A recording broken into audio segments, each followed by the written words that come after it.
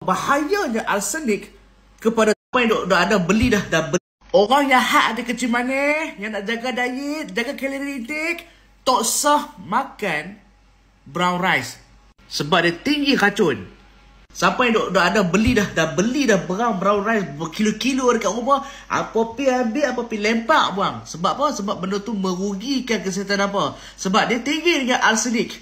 Alah doktor, brown rice mahal kot kami beli. Membazir nak pi buang, siapa?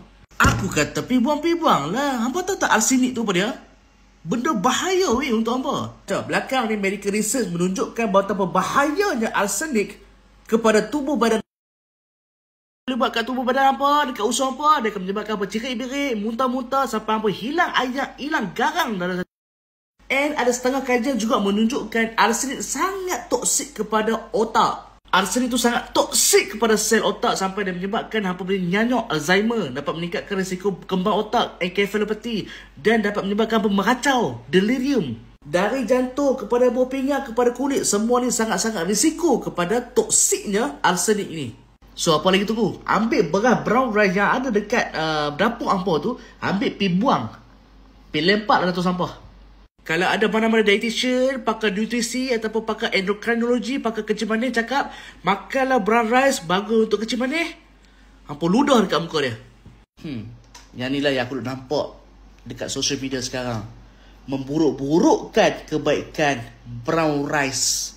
Dengan apa? Mengatakan arsenik lebih tinggi dalam brown rice dibandingkan dengan white rice. Sebenarnya fakta arsenik tinggi dalam brown rice dibandingkan white rice tu betul sebenarnya. Tapi sebelum tu aku nak ajak hampa arsenik. Arsenik ni apa dia? Ada dua jenis. Satu arsenik yang dalam tanah yang kita sebut sebagai inorganic arsenik. And arsenik yang ada dekat laut yang banyak dekat seafood. Itu kita sebut sebagai organic arsenik. Kajian belakang menunjukkan inorganic arsenik lebih bahaya dibandingkan dengan organic arsenik.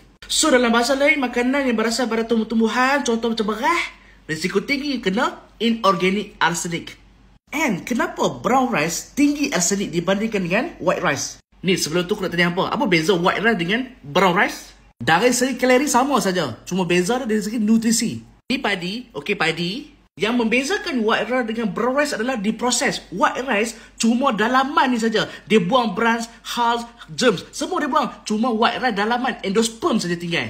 Kalau white rice, bran ada, germs ada, endosperm semua ada. Sebab tu fibers, vitamin B kompleks semua tinggi dalam brown rice. Tetapi arsenik suka berkumpul dekat kawasan bran. Sebab tu white rice kurang arsenik dibandingkan dengan brown rice. Tapi apakah kita tak boleh makan langsung brown rice disebabkan oleh kebaikan brown rice? Guys, aku cakap berdasarkan fakta dan kajian terkini. Berapa persen arsenik dalam white rice, berapa persen arsenik dalam brown rice, dan apa komplikasi arsenik kalau ada dalam tubuh badan manusia. Semua dah detail dalam kajian belakang ni. Kalau apa rajin, hampa baca lekas. Hampa tahu tak arsenik yang ada dalam brown rice dapat dihapuskan dengan cara hampa bilas ayak. Bilas beras tu baik-baik. Basuh beras tu dengan elok-elok. Cara masakkan dengan betul. Arsenik akan berkurang sebanyak 50% sampai 80% dalam brown rice. Awak selama ni hampa makan brown rice, hampa makan mentah-mentah macam tu lah. Okey, buka ambil beras, lepas tu telan macam tu lah. Macam tu lah. Kalau hampa telan macam tu, yes, arsenik tinggi lah. Tapi kalau hampa bilas elok-elok, hampa basuh elok-elok, tak ada masalah nak makan brown rice. Kebaikan brown rice telah dipersetujui dengan eksperimen dan kajian dilakukan. Ini dapat mengurangkan risiko kencing manis dan dapat mengurangkan kolesterol dalam darah. Kajian. And systemic review dan meta-analysis menunjukkan white rice dapat meningkatkan risiko kencing manis, tetapi brown rice mengurangkan risiko kencing manis. White rice dapat meningkatkan risiko kolesterol yang dapat menempitkan salur darah, dan brown rice dapat mengurangkan penyempitan salur darah, iaitu dengan mengurangkan kolesterol dalam darah. Kajian 2022 terbaru, babe. Dan macam mana brown rice dapat mengawal teruknya kencing manis? Brown rice dengan rendahnya glycemic index dapat mengawal paras gula selepas hampa makan nasi perang. Hampa nampak?